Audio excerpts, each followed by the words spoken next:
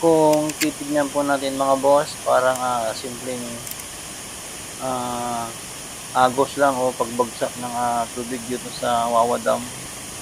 Pero kapag sa personal po ito mga boss, talagang sobrang lakas yung agos po ng tubig nito. Maririnig yung sobrang tunog ng tubig po dito mga boss. Ayan po. At gumagawa na rin po sila dito ng mga cottage. Yung mga dating ginawang cottage dito na wash out po dahil po sa sobrang pagragasa ng tubig. Kaya sobrang napakadelikado din po kapag yung pagragasa ng tubig at kayo po ay nandito dahil yung mga cottage po noon na nandito talagang na-wash out po. Ito po yung mga bato po dito, mga rock formation po mga boss, mga naglalakihan po. Ito po, napakagandang nature po dito sa Rodriguez Rizal, Wawa Dam mga boss.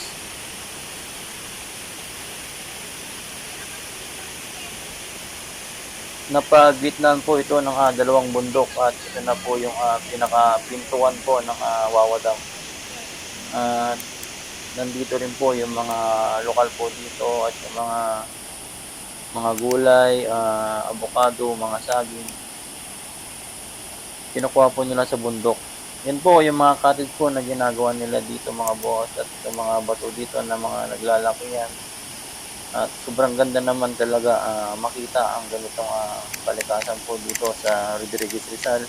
Itong pag-agos po ng tubig po dito.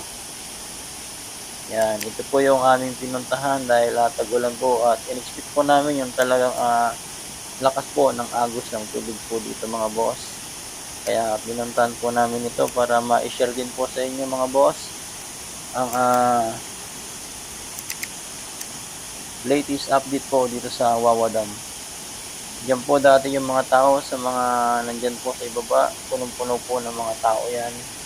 Pero mula nung na-wash out po ang mga cottage, natigil na rin po yung pagdagsa ng mga tao dito. At ito po yung napakataas po na bundok dahil against the light po, hindi ko po makuhanan ng magandang kuha ang bundok na ito.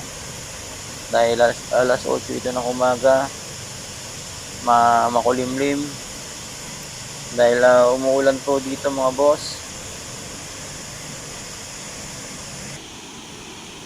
Ayan po yung mga naglalaki ang mga rock formation po dito mga boss. Ang lalaki po nito.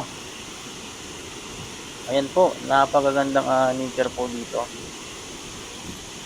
Dati sobrang dagsaan po ng mga tao dito dahil may mga cottage pa po. Ayan. Pero ngayon wala na pong cottage pero pinipilit pa rin ng mga lokal po dito na gumawa po para sa kanilang ikabubuhay po dito. Sa mga pagpunta po ng mga tao po dito para makapag-cottage po sila. Dito po yung mga nagbubuhat po ng mabibigat po, nanggagaling po sa bundok yung kanilang binubuhat.